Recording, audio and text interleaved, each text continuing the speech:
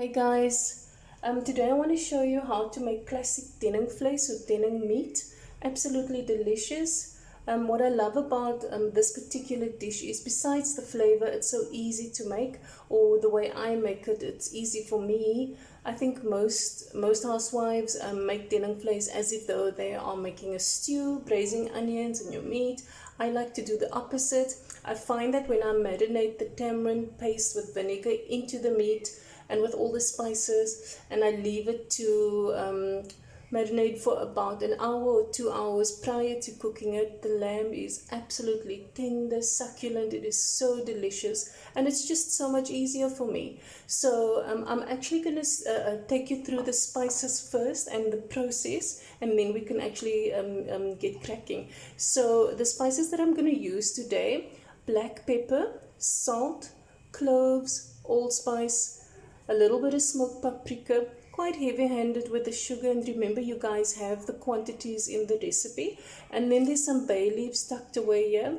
The nutmeg that you see here, that is for after the fact, so I'm going to add that once the food is done. So this is the spices that's going to go directly onto the meat, okay?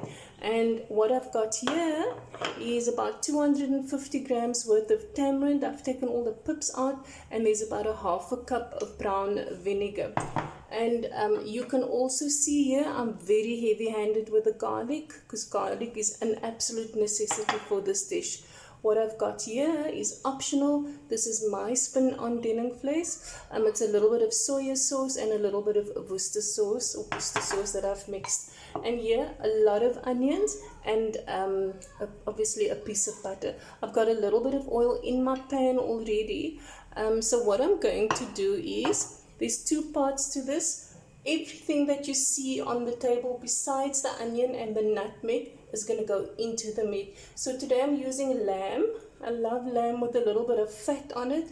You could use lamb shanks, you could use beef, mutton. Some people even make it with chicken. It's completely up to you. Okay, so this is the meat, about 1.5 kilos of meat. I've got about 3 medium to 4 medium onions that are finely sliced, my tamarind, my garlic, Worcester sauce, soya sauce, and my spices. Okay, so I'm in actual fact going to start this process. And like I said, I've got a little bit of vegetable oil already put in here. I'm going to add a little bit of butter and my onions. And what I want from the onions is, I don't want to caramelize the onions. I actually just want to soften it, and it must be golden and delicious. And remember, the longer and the lower and the slower you cook your onions. So look guys, there's quite a lot of onions because there's going to be a lot of gravy on here. The longer and slower you cook your onions, the sweeter it's going to be. So that sweet is going to contribute to the sweet, sour, savory element of this dish. So that is happening here. And now the only thing I need to do is I'm going to add all of these ingredients straight to the lamb. It took me quite a while to get the pips out here, because I thought I had bought tamarind without pips, but I didn't. So this is a little bit of a messy job, but believe you me, it's absolutely worth it. So you're gonna just put all of that in there, okay? And then simply we are going to add all the garlic, Worcester sauce and soya sauce, and all the spices. And once again, I'm going to take you through it. Sugar, bay leaf, salt, quite a lot of black pepper, a little bit of smoked paprika, that's my little addition as well, cloves, allspice. And there is no other way, guys, to mix this but by hand. So literally you are going to, it's going to get messy, but it's worth it. It looks yucky, but it's going to be so delicious. So this is it. I'm just going to massage this lamb meat for a bit. I'm going to take all the tamarind pulp and mix it through. And this process you can do the night before.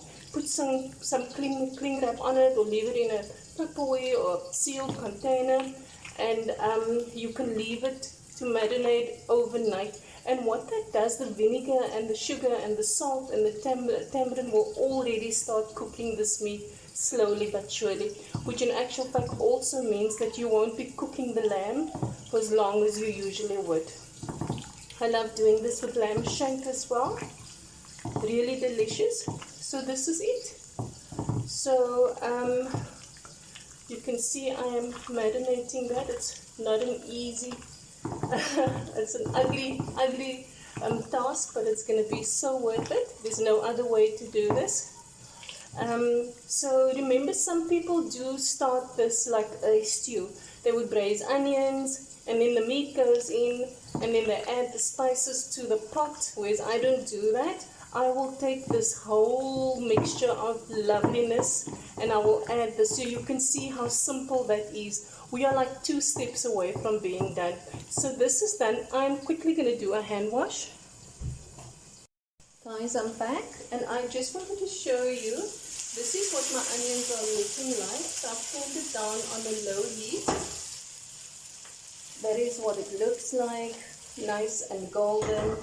And as soon as your meat has marinated, so that could be an hour to 2 hours, even overnight, you're simply going to take this bowl and you're going to add it to the onions.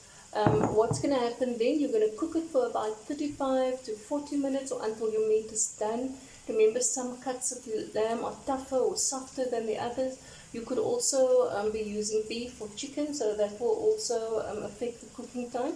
And then I'm simply going to take some nutmeg at the end and grate almost that whole nutmeg or 3/4 of that nutmeg onto the Denningvleis. I will obviously also just taste it to check and see if there's enough sugar or salt or a little bit of black pepper. Last but not least, this dish does need a big blob of butter at the end. And that's it. So I'm going to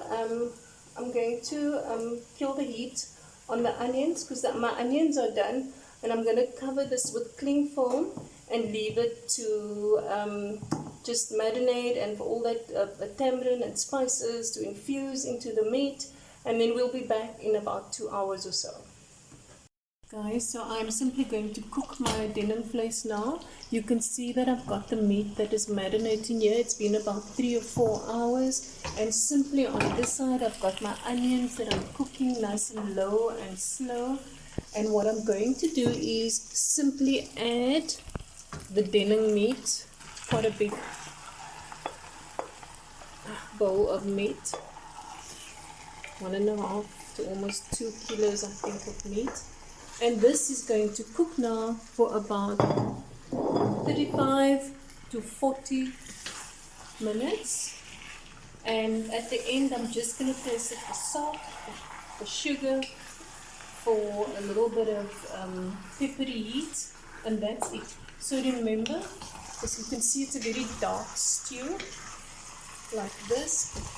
Try and mix the onions all the way through, and this is what I meant. I love this dish because simply it's literally 2 steps. You marinate the meat with all the ingredients, simply plonk it into the onions, and this is going to cook low and slow. Very seldom do you add water to this dish. Very seldom do you add water, because the onions, the tamarind, the vinegar, the salt, the sugar is going to create a lot of juices. So I am going to close that. Guys, I'm back again. It's about 35 to 40 minutes.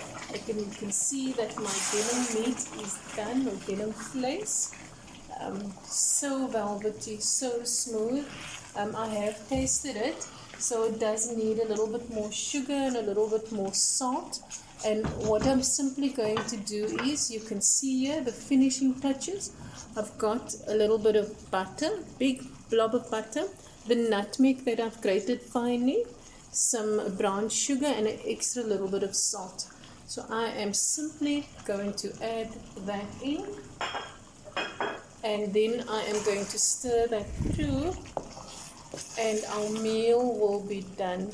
So remember, you can serve this with savory rice, you can serve it with white basmati rice, mashed potatoes, or just plain boiled potatoes. And nowadays we serve some baby carrots, sweet baby carrots, or butternut, or whatever vegetable you want on the side. And this is your Denningvleis. You can see it's quite a big pot.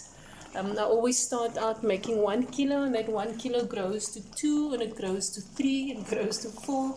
But that's it for you. Everybody wants a little bit, and everybody also wants to take some home. That is absolutely delicious. Remember, just before you serve it, some fresh parsley. Just chop it very finely. I won't put that on now because it will just wilt. But to garnish, just some fresh parsley. And that is my Denning meat.